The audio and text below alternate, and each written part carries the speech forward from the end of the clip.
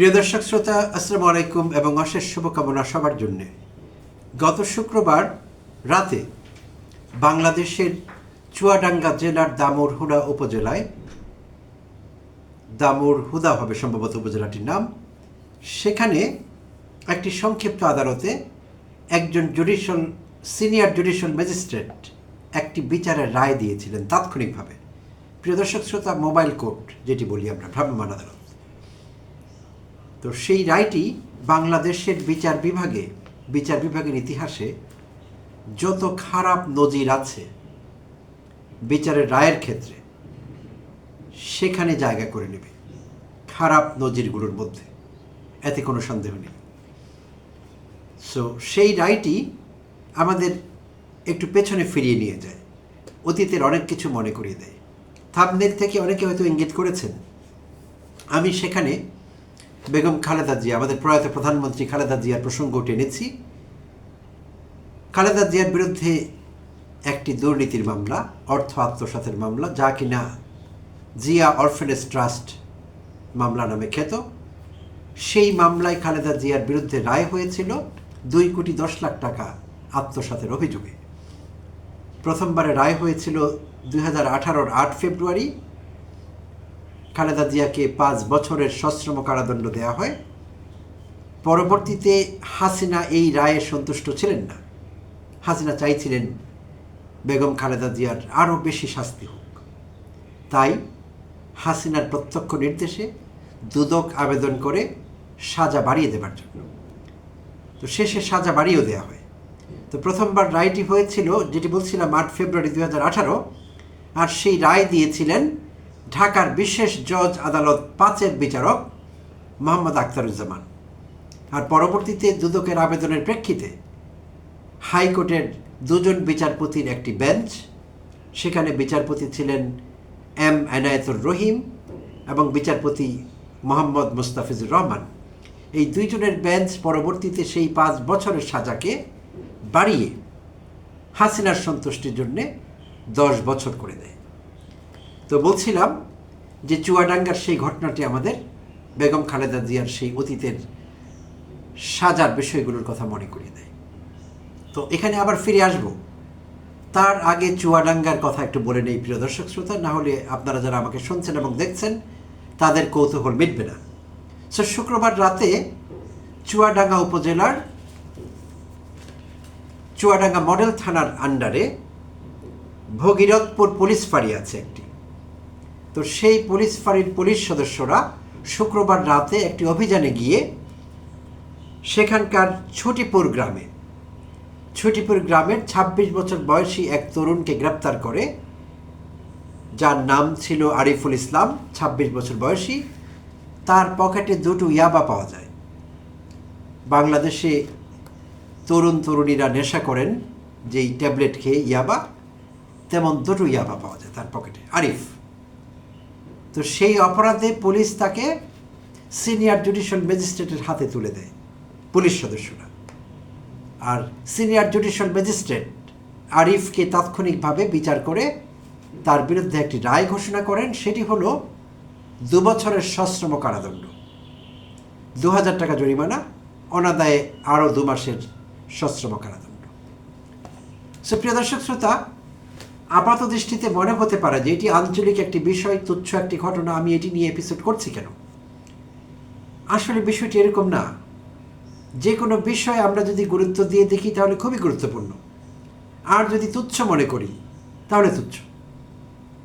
আসলে কোনো কিছুই তুচ্ছ নয়, আবার কোনো কিছুই অপরিহার্য নয় কিংবা অতি গুরুত্বপূর্ণ নয়। এটি আমাদের দৃষ্টিভঙ্গির উপর নির্ভর করে, পয়েন্ট অফ ভিউ কোন দিকে আছে, আমাদের পার্সপেক্টিভ কী আছে, সেগুলোর উপর অনেক কিছু নির্ভর করে। তো যাই হোক, তো এখন একজন তরুণ, তার পকেটে 2টো ইয়াবা পাওয়া গিয়েছে।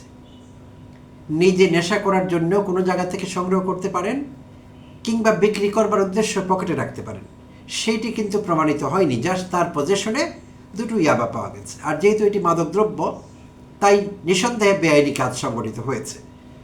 আর সেই বেআইনি কাজের শাস্তি তো থাকতে হবে, থাকা উচিত। আমি কোনোভাবে এই কথা বলবো না, কেউ আমাকে ভুল বুঝবেন না যে আমি ইয়াবার পক্ষে কথা বলছি, অ্যাবসলিউটলি নট। আমি এগুলোকে চরম মাত্রা অপছন্দ করি এবং এইসব নেশাদ্রব্য আমাদের তরুণ সমাজকে ধ্বংস করছে, সমাজকে উচ্ছন্নে নিয়ে যাচ্ছে। তো তাই আমি এগুলোকে চরমভাবে ঘৃণা করি এবং এইসব বন্ধ হোক সর্বতভাবে কামনা করি, চাই। বাট আলাপটি অন্য কারণে। আলাপটি হলো এখানে মিসক্যারিজ অফ জাস্টিস হয়েছে। একটি টার্ম আছে আইনাঙ্গনে, মিসক্যারিজ অফ জাস্টিস, মানে আইনের এখানে ব্যত্যয় ঘটেছে খুব বাজেভাবে, সেজন্য প্রসঙ্গটি টানা। আর আমাদের বিচারাঙ্গন এই মুহূর্তে কিভাবে চলছে, বিচারপতি এবং বিচারকরা যাদেরকে আমরা সর্বোচ্চ শ্রদ্ধায় জায়গায় রাখি, কোনো একটি দেশের বিচার বিভাগ দিয়ে নাকি সেই দেশের মানুষ সভ্য কিনা সেটি যাচাই করা হয়। অর্থাৎ বিচার বিভাগ স্বাধীন কিনা, বিচার বিভাগ কারো ভ্রুকুটি উপেক্ষা করে স্বাধীন মতামত দিতে পারছে কিনা, স্বাধীনভাবে কোনো বিচারের রায় শোনাতে পারছে কিনা, এসবের উপর নির্ভর করে সেই দেশের মানুষ সভ্য কিনা নাকি অসভ্য। তো আমি আর সেই বিচারে যাব না, এই রায়টিও আমি দেব না আমরা আসলে সভ্য কি অসভ্য। আর আমাদের বিচার বিভাগ স্বাধীন কি পরাধীন সেটি আপনারাও কম জানেন না আমার চাইতে। যাই হোক, তো যেটি বলছিলাম যে একটি খারাপ নজির বিচার বিভাগের ইতিহাসে, যত খারাপ নজির তৈরি করা হয়েছে এই ছোট্ট ঘটনাটি আরেকটি খারাপ নজির হয়ে থাকবে। কারণ দুটো ইয়াবা রাখার সাজা কখনোই 2 বছরের সশ্রম কারাদণ্ড হতে পারে না। আমি কোনো লিগাল এক্সপার্ট না, এমনকি আমি একজন লয়ারও না। বাট কিছু বিষয় বুঝবার জন্যে আপনার কমন সেন্সে যথেষ্ট, আপনাকে লয়ার হতে হবে না। প্রিয় দর্শক শ্রোতা, একবার ভেবে দেখুন, দুটো ইয়াবার রাখবার জন্য যদি 2 বছরের সশ্রম কারাদণ্ড হয়, তাহলে যারা ইয়াবার ব্যবসা করেন, শুধু ইয়াবার ব্যবসা করেন না, ইয়াবার ব্যবসা করতে করতে সংসদ ভবন পর্যন্ত এসে পৌঁছেছিলেন। আমি আব্দুর রহমান বদির কথা বলছি, কক্সবাজারের আওয়ামী লীগের সংসদ সদস্য। শেখ হাসিনার খুব পছন্দের লোক ছিলেন আব্দুর রহমান বদি। আব্দুর রহমান বদির নামে সরকারের সমস্ত গোয়েন্দা সংস্থা শেখ হাসিনার কাছে রিপোর্ট করেছিল। বাংলাদেশে যত ইয়াবার চালান আসে, যত ড্রাগ আসে, আব্দুর রহমান বদির হাত ধরেই আসে। বাকি যারা এই ব্যবসায় আছেন তারা সবাই তার ডাউনলাইন। তাই শেখ হাসিনার কাছে রিপোর্টগুলো ছিল। পরিস্থিতি এক পর্যায়ে এমন গিয়েছিল যে কক্সবাজার এলাকার আওয়ামী লীগের যারা ক্লিন ইমেজের মানুষ, অধ্যাপক, আইনজীবী, এই শ্রেণীর মানুষগুলো একসময় গণভবনে এসে শেখ হাসিনার সঙ্গে দেখা করেছিলেন। তাকে অনুরোধ করেছিলেন যে আর যাকেই দেন, আমাদের কাউকে দেওয়ার দরকার নেই নমিনেশন, অন্তত বদিকে দেবেন না, আমাদের এলাকায় মান সম্মান বাঁচে না। হাসিনা তাদের ধমক দিয়ে বিদায় করেছিলেন। বদি ভালো কাজ করে, এই জন্য তোমরা বদিকে ঈর্ষা করো? হ্যাঁ, ভালো কাজ তো নিশ্চয়ই বদি করেন। বদি গোপনে গোপনে আন্ডার দ্য টেবল হাসিনার ড্রয়ারে পাচার করেছে, ঢুকিয়ে দিয়েছে কোটি কোটি টাকা, 100 কোটি টাকা, 1000 কোটি টাকা বললেও ভুল হবে না। তো হাসিনা সেই বখরা পেতেন। সো এই বখরা তো আর অন্য যারা অধ্যাপক, উকিল, তারা তো আর দিতে পারবেন না, আওয়ামী লীগ করলেই তো আর হবে না। সো সেই অর্থে হাসিনা তাদের ধমক দিয়ে বিদায় করেছিলেন। বদি কিন্তু নমিনেশন পেয়েছিলেন এবং সংসদ সদস্য হয়েছিলেন। শেষের বারে হাসিনা তাকে আর নমিনেশন দেননি, তার বউকে নমিনেশন দিয়ে সংসদে নিয়ে এসেছিলেন পাশ করিয়ে। সো এগুলো ঘটেছে, আমরা দেখেছি। তো যেটি বলছিলাম প্রিয় দর্শক শ্রোতা, যে দুটো ইয়াবার জন্য যদি 2 বছরের সশ্রম কারাদণ্ড হয়, তাহলে বদির মতো লোকদের কত বছরের কারাদণ্ড হবে?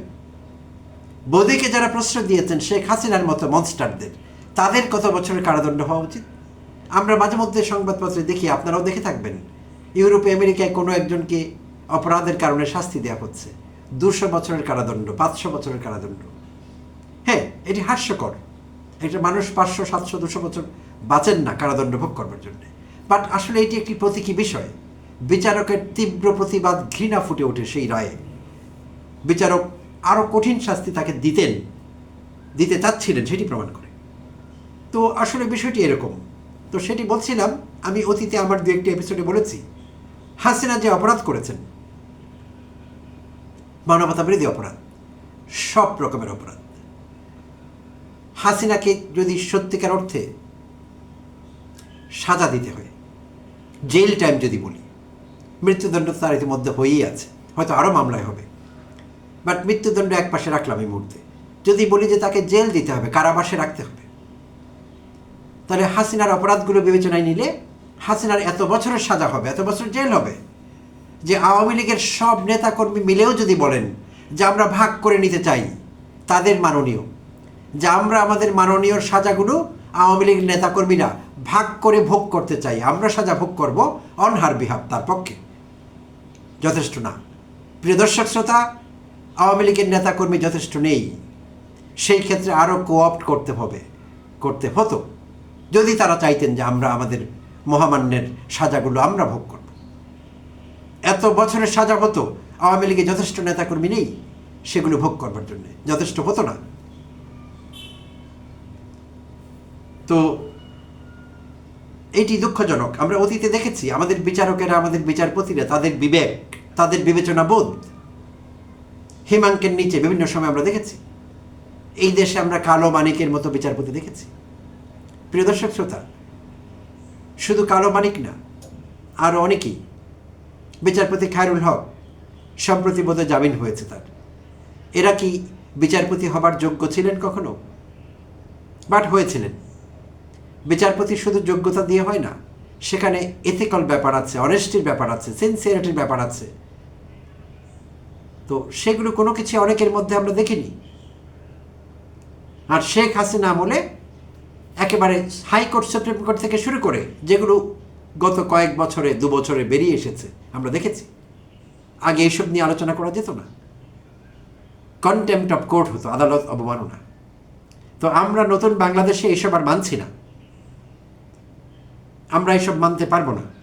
যখন আমাদের দরকার হবে আমরা মনে করব আমরা বিচারপতিদেরও সমালোচনা করব, বিচারকদেরও সমালোচনা করব। তারা অন্য গ্রহ থেকে আসেননি, এই গ্রহেরই মানুষ।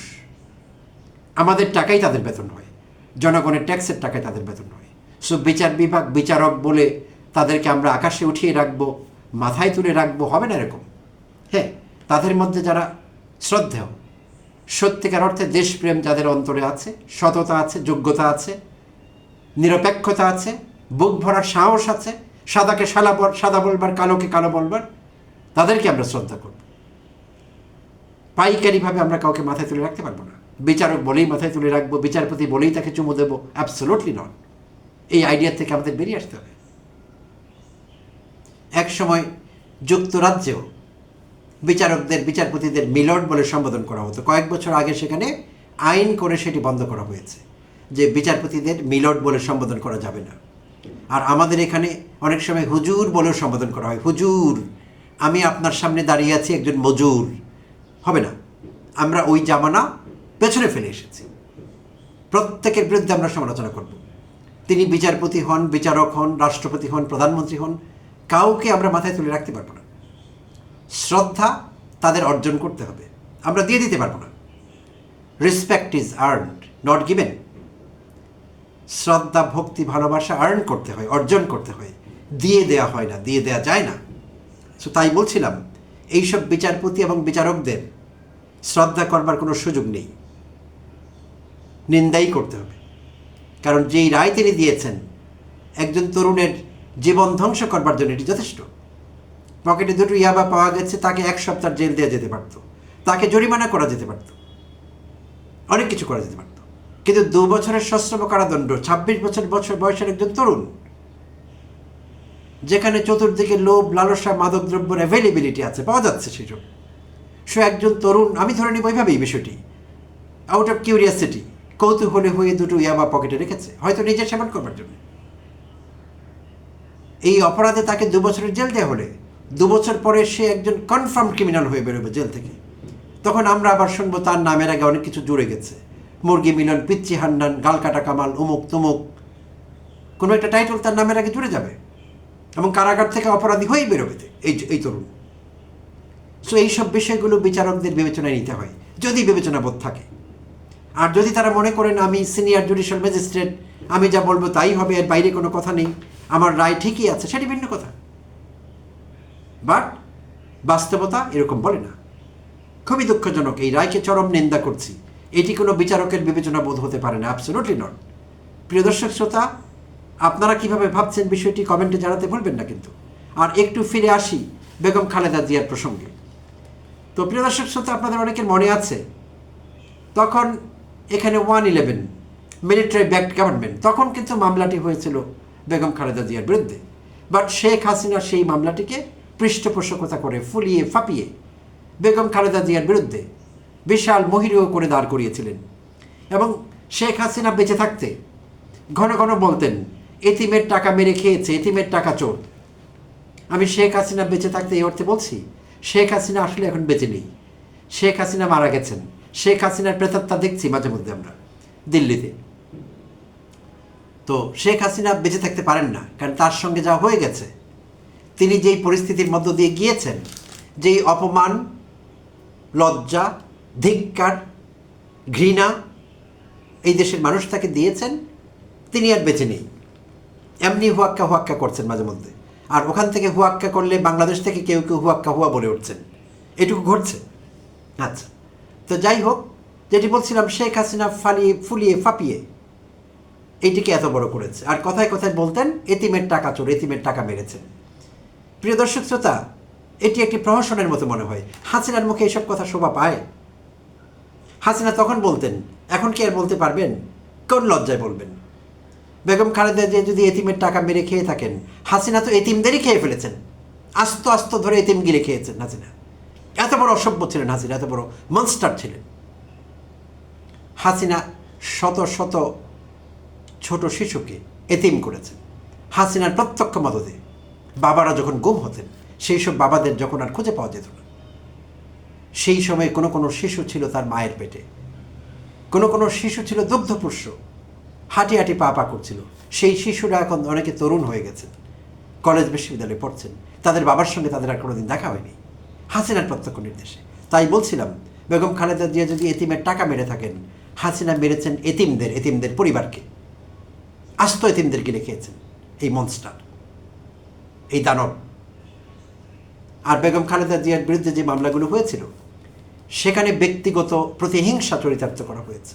আমি এই কথা বলছি না যে সেই মামলায় কোনো মেরিট ছিল না, অ্যাবসলিউটলি একটি মেড আপ মামলা, বিষয়টি এরকম না। সেই মামলাটি, সেখানেও আইনের ব্যত্যয় ঘটেছিল। সরকারি ফান্ড থেকে টাকা ট্রান্সফার করা হয়েছিল জিয়া চ্যারিটেবল অর্গানাইজেশন কিংবা জিয়া অরফেনেজ ট্রাস্টে। তো সেইটি আইনের খেলাপ। আইন যদি নিজস্ব রাস্তায় চলতে পারত, সেইভাবে তাকে সাজা দেওয়া হতো, সেটি ভিন্ন কথা ছিল। কিন্তু যা যেভাবে হয়েছে সেটি আমরা কোনোভাবে গ্রহণ করতে পারি না, অ্যাবসলিউটলি নট। ভেবে দেখুন, একবার বিশেষ আদালত, যেটি প্রথমে বলছিলাম, বিশেষ জজ আদালত 5-এর বিচারক আখতারুজ্জামান 5 বছরের সাজা দিলেন। সেই সাজা কি করে 10 বছরের হয়ে যায়? এবং 70-এর কাছাকাছি বয়স একজন মানুষের, একজন ভদ্রমহিলা, তাকে সশ্রম কারাদণ্ড দেওয়া যায়? তিনি কারাগারে কি কাজ করবেন? কি কাজ করবার তার ফিজিক্যাল এবিলিটি থাকতো তখন, যদি তাকে কারাভোগ করতে হতো সশ্রম কারাদণ্ড? সো এটি একেবারে দিবালোকের মতো স্বচ্ছ, ব্যক্তিগত প্রতিহিংসা ছাড়া সেখানে আর কিছুই ছিল না। তো যাই হোক, বেগম খালেদা জিয়া ইকুইটেড হয়েছিলেন।